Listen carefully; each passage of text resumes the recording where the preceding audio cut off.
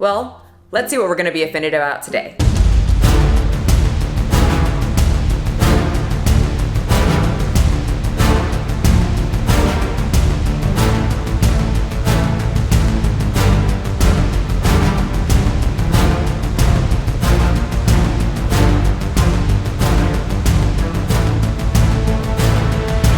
A fat chick wants to be a trainer. You see the drippy, I'm fitted up. Hop in my car and a giddy up. Secure the bag, yeah, I get the bus. Pick it up, pick it up, pick it up. Hey guys, this video is sponsored by me and my 12-week program. If you would like more info on how to join the program and support group, stick around until the end of the video. Also, today, the donuts in my small business are now restocked at 10 a.m. PST. So if you would like a protein donut, the link for that is below as well. Hello YouTube, welcome back to the channel. My name is Michelle McDaniel. I'm a personal trainer. A proud mother of a... Wait. Yoshi's not in her normal spot. But a proud mother of a pug. A past theater nerd gone grown-up cosplayer who's out of costume today looking relatively normal for the most part right now. We'll see if the lashes stay on today. I'm sure if they don't, you guys will tell me in the comment section. You always do. And this is my channel. My thoughts or eyelashes will probably offend at least one person, because that's what happens when you share your opinion about anything. So if there is anything offending you today, let us know in the comment section. Tell the world what is offending you. This is the place to do it. And while you're down there going through internet rage of whatever is offending you, you might as well click that subscribe button so you can tell us what is offending you on a regular basis, because I post 2 to 3 times a week. So you guys have been slipping and sliding into my DMs about my big fat fabulous life star Whitney Waythor and how she announced that she is going to be a personal trainer. Michelle, girl, did you see what Whitney Waythor said? She wants to be a personal trainer. Let me repeat that, a personal trainer. What do you think about that? And before you answer, if you haven't noticed, she's fat. So before I give those people my opinion who wanted it so badly, because I got a ton of messages about this and people, I feel like they just want me to rip to shreds a fat girl whose goal is to be a personal trainer, let's react to a few clips from her show from a few seasons ago. So let's first meet Whitney's past trainer in a clip titled Whitney Breaks Down. Well, my back is not good. Okay, what's the diagnosis? Well, the chiropractor said he took new x-rays and stuff. He said it's the same problem that I had. And that is? It's not like slip disc or anything like that, but he said... I hope she knows these things now and what to do in this situation if one of her clients come to her with any type of issue, now that she's a trainer and she just doesn't make this face. He said something on this side is wrong. Here. His face is my face when I have a client that is just full of excuses. Their whole body is full of just 100% excuse, and they're telling me, oh, I can't do this. My back hurts. And I'm like, where? And they're like, right here. This spot. And then later that day I go ultra spy mode and look at their Instagram, but in a cool way, like in a really cool spy outfit. And they're at the club popping their back more than a deadlift ever could. The thing about Will is that ever since I gained the weight back, I feel like he doesn't trust me. So Whitney has a history of gaining weight back. How's the nutrition been? The most important part. Well, it's, I'd say largely, it's not great. Whenever I work with a client like this, I like to compare it to school because most of my clients have children. So I say, what if your client was having a hard time? Hi guys, editing Michelle here. Oh my gosh, this is so embarrassing. I just said clients. God, I am such an idiot. I meant child, not client. I meant child. Okay, please don't make fun of me. I'm so sensitive. I can't take any criticism. Okay, bye. In school, he was not studying and you told him you have to study so that you can have a better result when it comes to your test. So after about a few weeks, you ask him, hey, Miss Patty called and she told me that you guys have a test in a week and you guys have been prepping for about a month for the test, and I just want to know how's your studying going? And they go,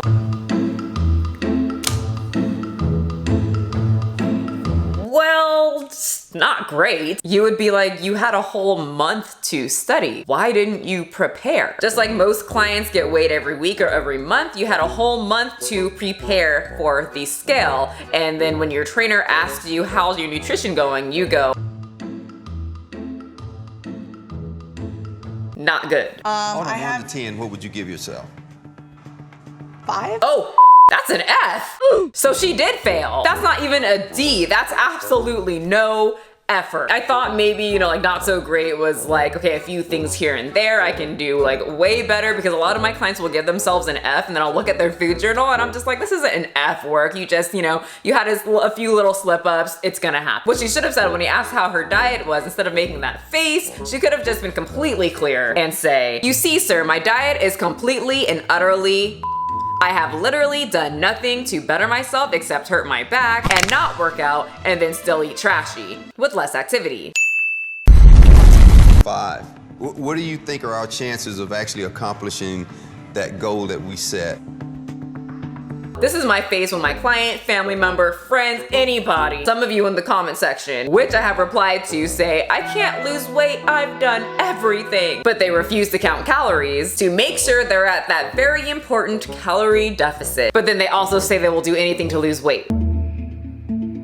Listen, if you are someone who F's up on your diet as a trainer, we know that you are going to mess up occasionally. If I had a client that just went from point A to point B, their goal, in just a straight, swift line, I will need my tinfoil hat, because I would think that they were an alien trying to do something with my brain. But we know it's not going to be easy, but what we want is when you mess up for you to be proactive and start game planning, so when you mess up again, it's not that bad and you learn from your mistakes. To give you an example, I was a huge binge eater. Those 10,000 calorie videos that people are so proud of, that's nothing. I could probably do 30,000, and 30,000 really isn't that much when you're eating very calorie dense junk food. Especially me, I grew up eating sugar cubes by the handful. Get on my level if binging is what you're so proud of. I had to sit down and think, because my goal was to change, which is also Whitney's goal. Okay, why did I just binge? And I noticed that whenever I would binge, I was a very emotional binger too, but I started noticing that I would let myself get extremely hungry, even if I was emotional, because if I was emotional, then I would, you know, cry about something for hours,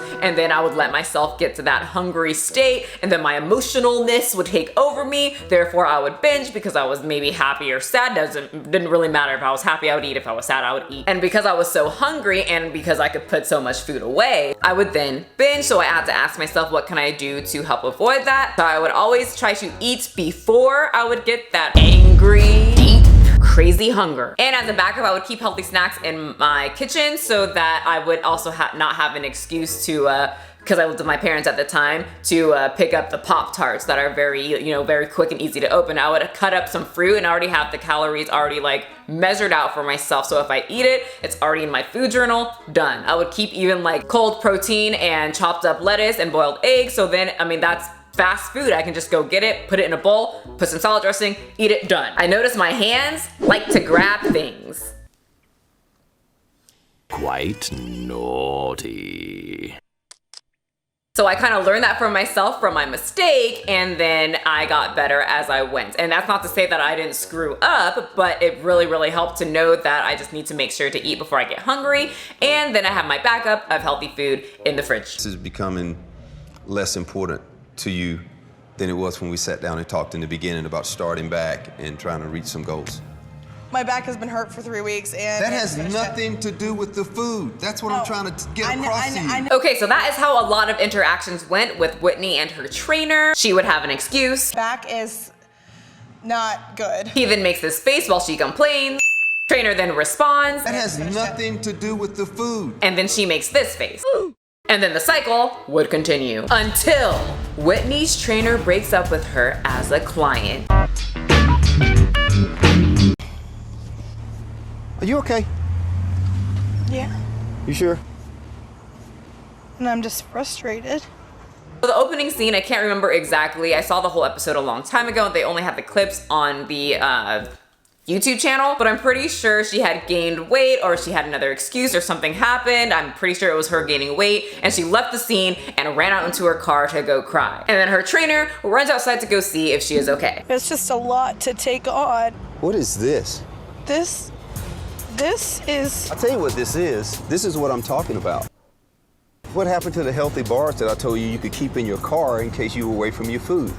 That was key for me. I've actually eaten them all. This stuff takes you further away from your goal. Yep, let's repeat that. Stuff takes you further away from your goal. This man is speaking the gospel truth. Back when the world wasn't new. Sorry, Disney. Okay, I'm done. Please don't demonetize this video. Yoshi's gotta eat.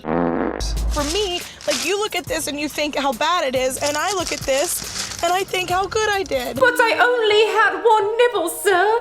Just one little nibble. I completely get what she's saying, but from a personal trainer's perspective, when you have a client who needs to learn how to be healthier and you're teaching her how to make better choices, you don't want them to grab a big cookie. That's right, a big cookie, a whole big cookie. And for one of those, you could have had an actual meal that would keep you full. As a trainer, we want our clients to make better choices, not get this big cookie and then try to keep it in their car and make a good decision when they most likely won't. You don't want them to put themselves in that situation. And in the video, she was not losing weight, so she's clearly not making the best decisions. You shouldn't even buy this. I get it. I shouldn't have made the decision. Like, everything, you know, spills onto everything else, and then I'm in the middle of the day and I'm starving. So I go and I make a choice, and it's not a great choice, but I try to make it better. Make the choices during the planning stage. Yes, the gospel.